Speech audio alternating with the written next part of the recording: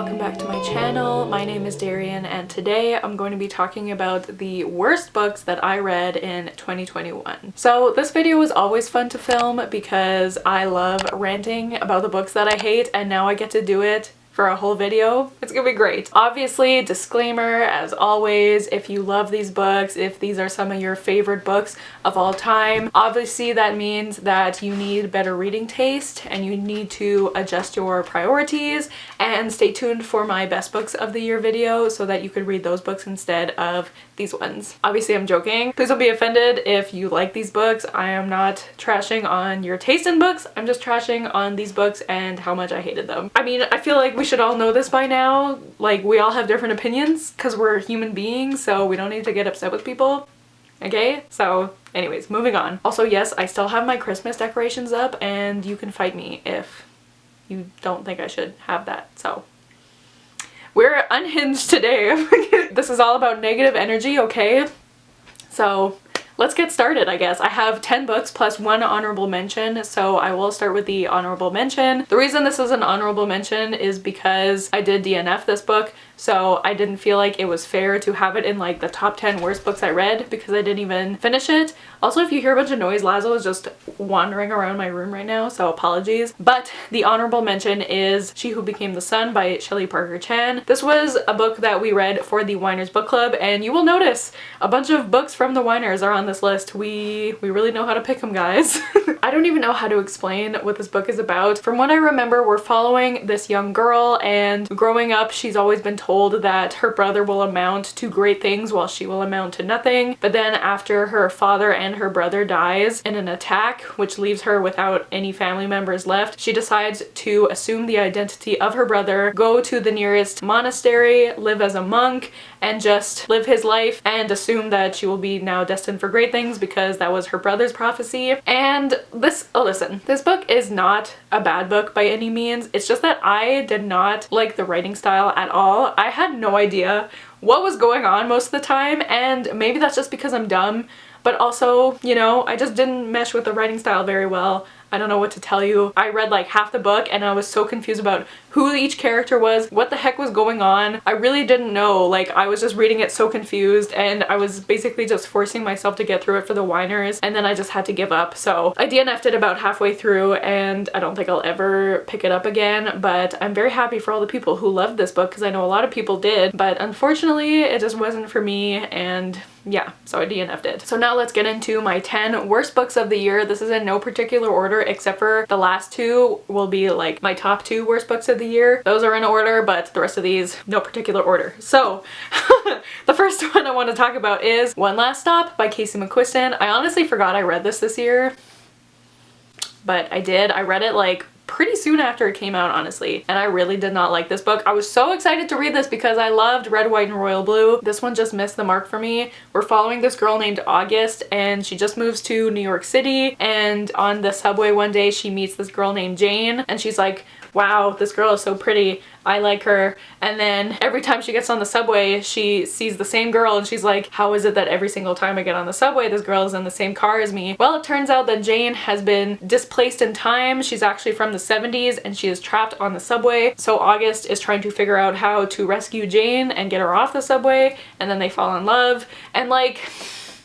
I didn't really like either of these characters. I loved the side characters in this book. I would have much rather had a book about them and not August or Jane. What was the name? One of their roommates, one of Jane's roommates, I want to say his name was Wes. I loved Wes. I think that was his name. I'm pretty sure his name was Wes. If I'm wrong, I'm sorry, but I loved that guy. I loved her other roommates, so I would have much rather read about them and not these two. I found they just lacked personality. I hated being in August's head so much. I just did not like her at all. There was also this weird side plot about her uncle who had gone missing like a long time ago, and like that also would have been an interesting story on its own, but I found it just did not fit within this story. And then the whole ending, like, I really could not care less whether or not they rescued Jane, which is probably a bad sign in a romance, you know, you want them to end up together, and I just could not care less. Like I said, I would have much rather read about the other characters in this book. Also, they have sex on the train when it's empty. Like, that's not sanitary. I don't know. It just wasn't for me. I was really disappointed by this book. Probably my most disappointing book of the year because I was so excited for it, but yeah. I didn't like it. Okay, next we have another romance and another Weiner's book, and that's Payback's a Witch by Lana Harper, I think. Yeah. And this book started out fine, and then I just lost interest the more I read. This book follows this girl named Emmy, and she grew up in this small town from a family of witches, and there are other families of witches in this town. There are like 4 major families of witches, and every 50 years they come together to do this competition to find out which family is gonna like be in charge of the town or something for the next 50 years. And Emmy had moved away like 10 years ago because of this traumatic breakup that she had with her boyfriend. So she had to get out of the town. She had to leave her family and her best friend behind because of this traumatic event that happened. And when I read that from the synopsis, I was like, oh my god, what did this guy do to her? It must have been really bad to make her leave this town, all her loved ones behind. All that happened was that they dated for like 2 months and then he broke up with her. Like, and like, trust me, I know how traumatic a breakup can be, but like, he's not even, anyways, let me continue with the synopsis. So she leaves town and then she comes back because she has to like be in charge of this competition that's happening between the different magicians or whatever. And she reconnects with her best friend, her very best friend in the world, who she left behind because of this one guy. Anyways, she reconnects with her best friend and this other girl that they went to high school with named Talia, I want to say. Yes, Talia. And then she finds out that the guy, her ex-boyfriend that had broken up with her and broken her heart, her best friend and Talia had also dated him while she was gone, and they found out that he was cheating on them with each other. So the 3 of them have been wronged by this guy who has no personality. Literally every scene he's in, he's just like, what? Like, how did he get these 3 women to fall for him? I don't understand. But anyways, so they decide to team up and try to make sure that his family does not win in this competition. And then during the story, Emmy and Talia fall in love, and like, I was so excited about this, like sapphic witches with a competition element. Like, that sounded like the perfect book for me, but I just didn't care about anything. There was no connection between Talia and Emmy. It just seemed like they both like girls and they're in close proximity, so they like each other. Like, they had no chemistry to me. And like I said, it just really bugged me that this girl left her whole life and family behind because this one guy that she dated for 2 seconds broke up with her. Like, it just didn't make sense. It made no sense, and he was also a douchebag, so why? Anyways, this book also really disappointed me, but we had a great live show talking about it, so you should check that out if you want. But yeah, another disappointing book. While we're at it, let's just talk about another Weiner's book that was also a romance. That is The 12 Dates of Christmas by Jenny Bayliss. This was our December pick, so this one is fresh in my mind. That being said, do I remember a lot about it? Not really. This follows this girl named Kate who is in her 30s, and she's recently moved back to her small hometown, and she signs up for this thing called the 12 Dates of Christmas, where it's kind of like a dating app, but basically like you give them your information, stuff about you, and then they like match you with 12 different dates,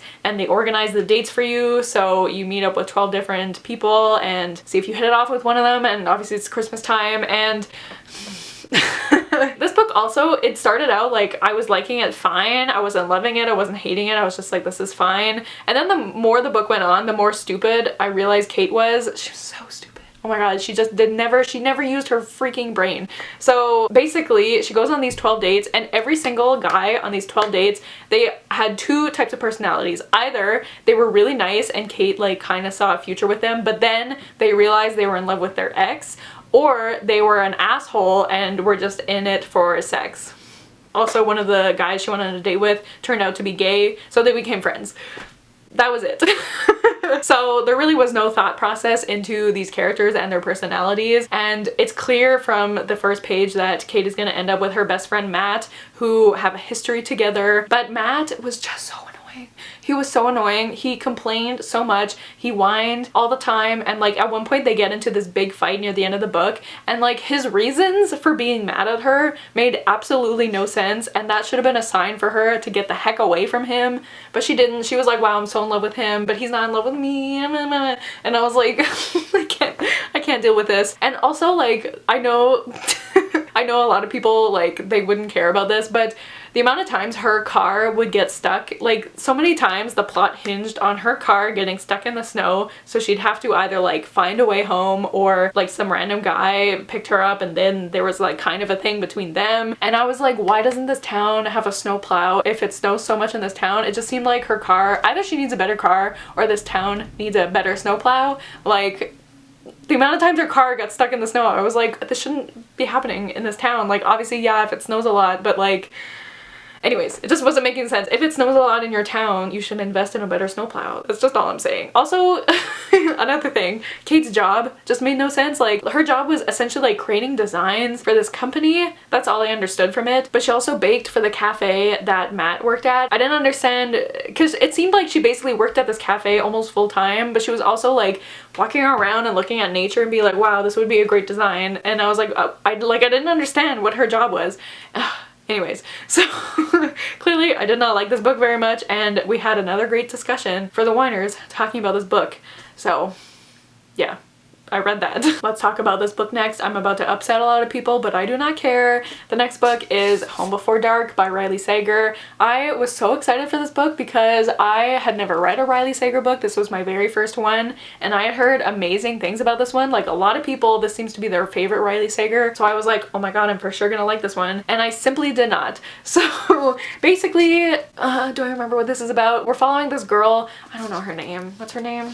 Maggie. We're following this girl named Maggie. And when she was younger, her family moved into this house that like was said to be haunted, but they were like, we're gonna move in anyways. And then they only stayed there for like a week or something. And then something happened at the house that caused them to like run away and move out like immediately. And her dad ended up writing this book about their time at the house and like talked about it being haunted and all like the weird stuff that happened. And his book was like a bestseller and everyone loved that book. And everyone was always asking Maggie growing up about her experience living at the house. Now, what I do remember is that when they moved into the house, Maggie was, I think, 5. And then growing up, like when people ask her about her experience living at the house, she's always like, I don't remember, I was so young. And I'm like, you were 5. Like, obviously you're not gonna remember it like super clearly, but if really weird stuff happened at this house when you were 5, I am sure you would remember that. She was like, I don't know, I was so young, blah blah blah. And I was like, that doesn't check out to me. And also the way this book is written, you're following Maggie in the present after her father passes away and he leaves her the house, and she's like, why would he leave me this house? So you're following her, and then there's also chapters like from the book that he wrote,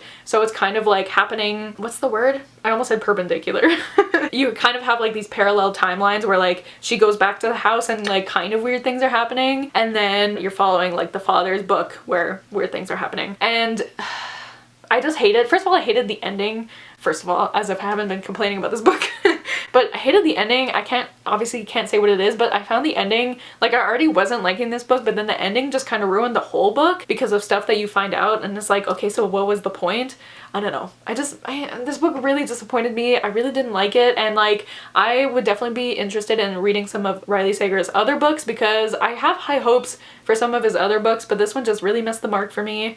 I didn't like it. It wasn't good. I don't know. Next, I Am So Sorry, Sasha. I have 6 Months Later by Natalie D. Richards. I read this not recently, but I talked about it recently in a video, the video I did for the Great Booktube Showdown, which you guys should definitely check it out because I worked really hard on that video, so it would mean a lot to me if you checked it out. But spoiler for that video, I gave this book 2 stars. I really didn't like it. You're following this girl who is in high school and she is supposed to graduate at the end of the year, but her grades are like not the best, and she's like secretly in love with the jock popular guy at her school, and she has this best friend and her life is fine except that she's not doing well in school, but whatever. Then one day in detention she falls asleep and then wakes up 6 months later, and she has no memory of the past 6 months of her life, but all of a sudden she's dating that guy that she had a crush on. Her and her best friend haven't spoken in 6 months, and she's like on track to graduate with flying colors, and she's gonna go to a really great university or whatever, and she's like, what the heck happened in the past 6 months? And so you're like, you're trying to figure out what happens.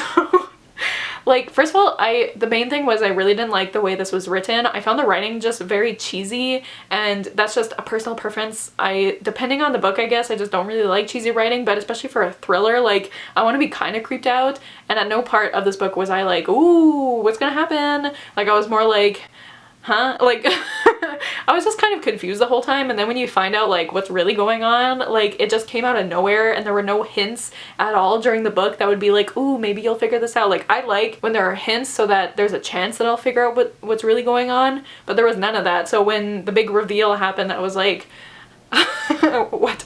And also, I mentioned this in my video, but there is trigger warnings for suicide in this book, and there's a character who commits suicide, and when the characters find out about this, they're really sad, but then they kind of just move on from it. And so it seemed to me like there was really no point in including that in the book because there was no discussion about it or anything. Like the characters were just kind of sad for like 2 pages and then they moved on from it. So that just really bothered me. I also really didn't love how mental health was discussed in this book. Like that was kind of a big part of the book because the main character suffers from anxiety and panic attacks, and I just didn't love how, I don't know, I didn't love how it was discussed in the book. Also, like going back to the writing, there were a few lines in this book and I listened to it, like I would listen to it on the train to school, and there were parts where I was just like, what? Like I remember this part where she's talking to this guy who they have feelings for each other, but she's still like kind of dating the popular guy. She's talking about like how she doesn't really understand why that popular guy would even like think twice looking at her, something like that. She says something along the lines of like, I don't know why he would like me. And then this other guy who likes her, he's like, I don't know, maybe because he's met you.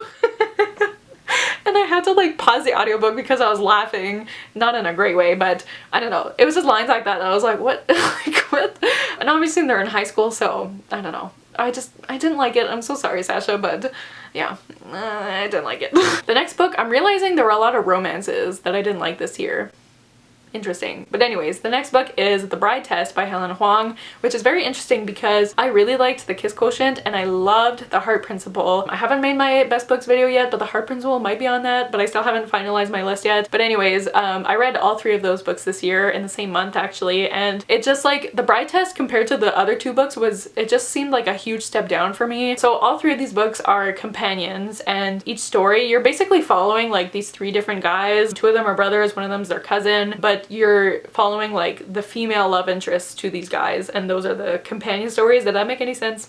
I don't know. But this book, you're following this girl named Esme, I think, and you're following the brother of the love interest in the first book named Kai. And Esme is living in Vietnam, and she's living with her mother and her baby, and from what I remember, they're kind of struggling financially, and then this woman who I think she knows, but maybe she didn't know, but I think she knows, comes up to her and is like, hey, I live in America and I'm looking for a husband, I'm looking for a son.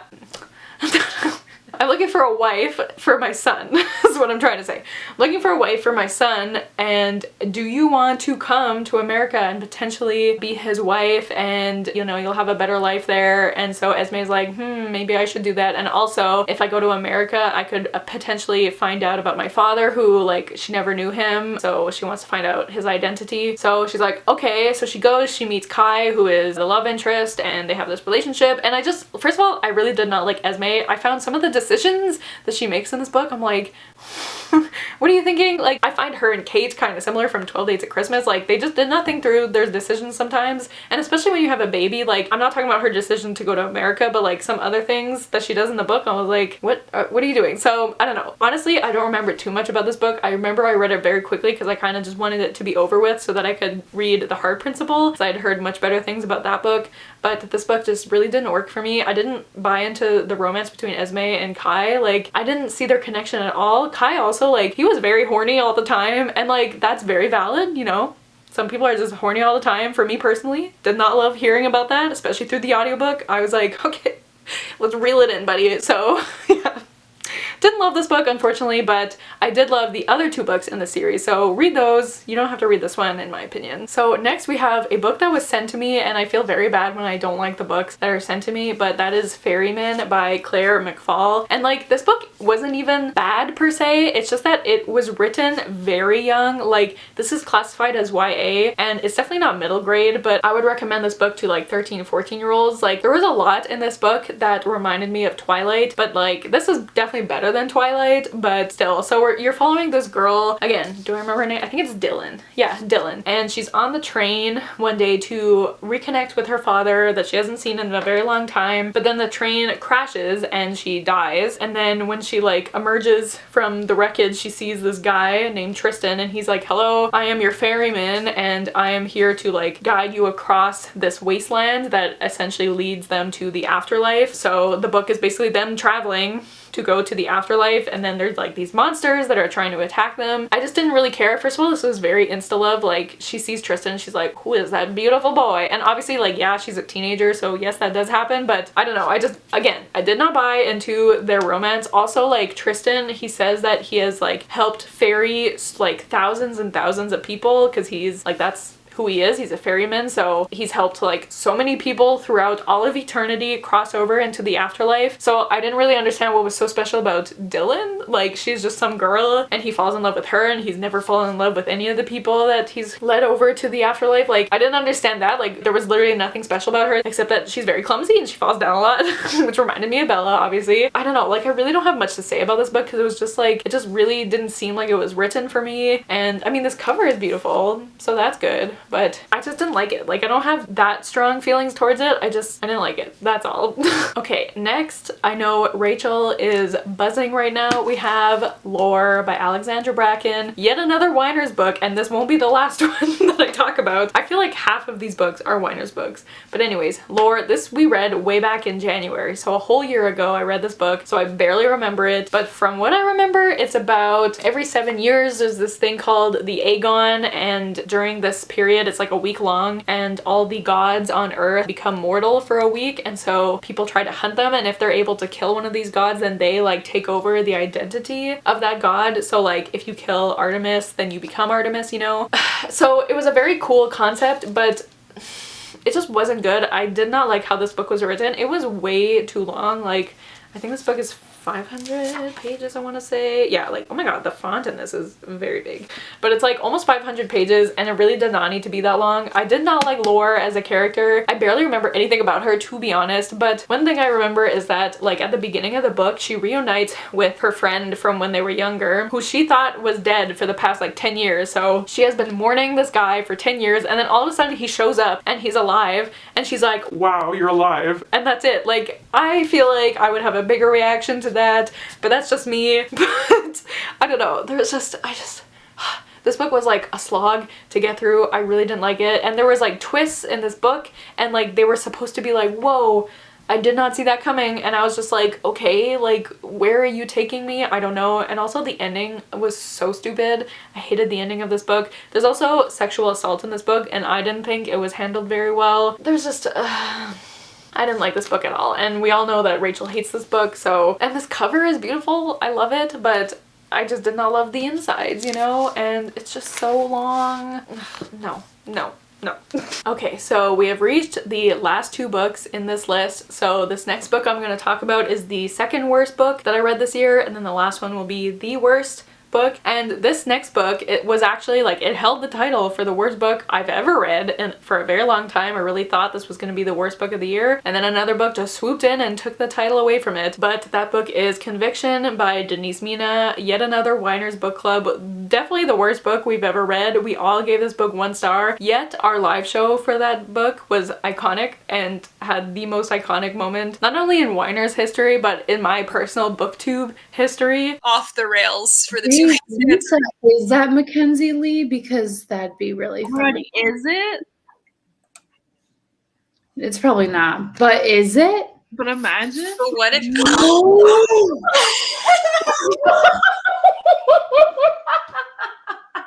Are you kidding? What the? Oh my god. Well, that makes a lot of sense. I can't believe it.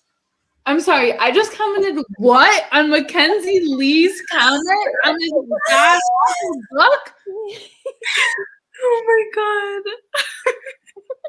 It was amazing. But anyways, this book, oh my god, it's so bad. Like, how do you even explain what this book is about? You're following this girl, no idea what her name is, and okay, so at the beginning of the book, her husband is like, I'm leaving you, and he's leaving her for the wife that lives nearby or something like that. And then, so she's like, oh no, my husband's leaving me. And then she teams up with the husband of the wife that her husband is leaving her for. Does that make sense? Because they both listen to this podcast and this story. It's like a true crime podcast, and the story that they're telling is about this guy that our main character actually knew like 10 years ago for 1 week. She was like in Ireland, I want to say, and they worked at the same place or something like that, and they had smoke breaks together, and they talked for a week and then never spoke again. And the story on the podcast is about him and his family, and allegedly he killed himself and his whole family. And so our main character listens to this podcast. She finds out that her friend from like 10 years ago did this allegedly, and she's like, my friend, my best friend in the whole world, he would never do that. He would never have killed his family, and he never would have committed suicide. He would never have done that. And so I'm gonna get to the bottom of this. And so they team up, and they're gonna find out the real story. And so they listen to the podcast, but they're like, you know what we're gonna do? We're gonna have our own podcast. So they randomly like take out their phones and they're like, hello, here we are. We're going to this random place and this random location, and we're gonna get to the bottom of this. And apparently they have listeners. And like at one point in the book, they do this random like episode of the podcast on a train. I can't even tell you what happened because it was so confusing. They were on the train and there were like these people, and then one of them kills someone on the train or something, but it's not really clear what happens. And so she's like recording all of this as her podcast episode, and then like as the narrator, she's like, that podcast episode went on to win so many awards. And I was like, what do you mean? Like this whole book was so ridiculous. And like I don't remember what the big reveal was at the end, but I remember it being really stupid, and I was like, what does happen? Like what's happening? I don't know. So this was, oh my god, this book was so messy. It was so messy. And oh my god, it was so messy. It was so badly written, but it was entertaining, so there is that. But this book was just so bad, and like I'm kind of happy I read it because that live show was just so amazing. But yeah, that book, oh my god, so bad, so bad. So that was my second worst book of the year. And now finally, I mean, we all know what book this is gonna be, but not only my worst book of the year, but my worst book of all time. Oh my god, I hated this book so much, but that is Where'd You Go Bernadette by Maria Semple. Oh my god, I hated this book. I read this like really recently. I read this like a few weeks ago, and can I explain to you what this book is? Not really. You're following this woman named Bernadette, and at the beginning of the book, like the book is narrated by her daughter B, and at the beginning of the book you know that Bernadette has gone missing, and then B is like, let's take it back and like go through the events that led up to her disappearance. And so she kind of like brings together letters and emails and like other stuff like that, and then she also just tells like little vignettes of like stories of Bernadette and stuff from their home life and whatever. And she's like, here's the drama going on at my school, and like they live in this suburban town and there's all this suburban mom drama. And oh my god, first of all, I hate how this was written. Like I like books that have mixed media, like I like emails and text messages and whatever in books, but it just really did not work in this book. And I'm so glad I had the audiobook to listen to while I read this, because I think I started out reading this without the audiobook and then I was like, what? So I had to listen to it while I read it physically, and like looking at it just makes me so angry. It's hard to express why I didn't like this book, because I just felt this passionate rage reading it that it kind of like just blinded everything, because I hated every single character in this book. I did not like B, I did not like her dad, I did not like Bernadette, I did not like the moms in this town, and like I think this book was written as a satire. It was also written in 2012. It definitely did not age well. There were so many casually racist comments in this book, and I was like, why? Like, who thought this would be okay? There's a part where B goes to like this service at a church. They're singing Christmas songs, and B is looking around at all the people who are like letting themselves be themselves and singing these songs, and she's like, wow, Christians are so oppressed. And I was like, what? Like, I know it's supposed to be satire, but it just did not work. It really did not work. Oh my god, it did not work. I I hated it so much. And then like you get to the part where Bernadette disappears and I just really didn't care. I was like, fine, she's gone, that's fine with me. There also was a big conversation about Bernadette's mental health in this book because people thought that she was maybe losing her mind or she was having a psychotic episode, and it was written to be funny, and I don't think that really works. I just really did not like the way mental health was written and portrayed in this book. They wrote Bernadette's mental health as a joke, and that just was not okay with me. And also the ending was so bad. I hated the ending. I hate this book. This makes me so mad. At this point, like, I'm just so angry and I hate this book so much. So yeah, I also read this for that video where the Great Booktube Showdown video, so you can check that out if you want, but this is definitely the worst book this year and my least favorite book of all time. I will be unhauling this soon. I know, I'm sorry Rachel, I know you gifted this to me and I very much appreciate it, but I need to get this away from me. I cannot look at this book anymore. No. Goodbye. Goodbye. So those are the worst books that I read in 2021. Let me know if you've read any of these books. I mean, if you're the whiners, you've read like half of these. But hopefully the whiners will read better books in 2022, but we'll see. But yeah, let me know your worst books of the year. Do we share any? Do you actually love some of these books? I'm very sorry if you do. But yeah, let me know all those fun things in the comments. But thank you guys so much for watching. Don't forget to like, comment, and subscribe, and I'll see you guys soon with another video soon. Bye!